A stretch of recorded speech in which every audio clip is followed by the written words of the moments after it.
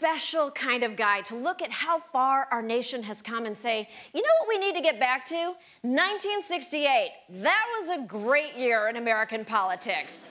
Nixon was stoking fear of domestic unrest in white middle-class voters when Trump was still young enough to be one of his wives. As we look at America, we see cities enveloped in smoke and flame. We hear sirens in the night. We see Americans hating each other, fighting each other, killing each other at home. Millions of Americans cry out in anguish. Now come on, everybody, and let's do the tighten up.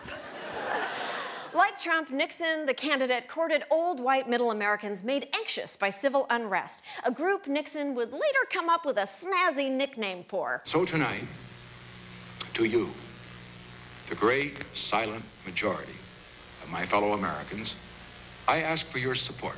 Trump rebranded Nixon's silent majority speech, and just like the buildings he rebrands, he made it way uglier. There's a silent majority out there. We're tired of being pushed around, kicked around, and acting and being led by stupid people. Oh, Donald, I can think of a lot of things to call your supporters, but silent isn't one of them. Trump! I love Trump! He makes some good points. Don't worry, though, guys. President Trump will not be exactly like President Nixon. Nixon got 15% of the black vote. But here's something you missed. If you weren't sitting in the audience for Trump's entire wannabe Nuremberg speech like I was, an arena full of bored people checking their phones and talking to each other. Now, as you know, I've been to every convention since 1968, and I swear the crowds were more excited for McCain in '08, and even for, what's his name, the guy your company brings in to fire you, Johnny Placebo.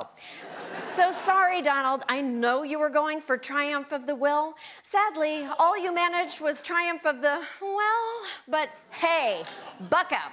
You've never let utter failure stop you before.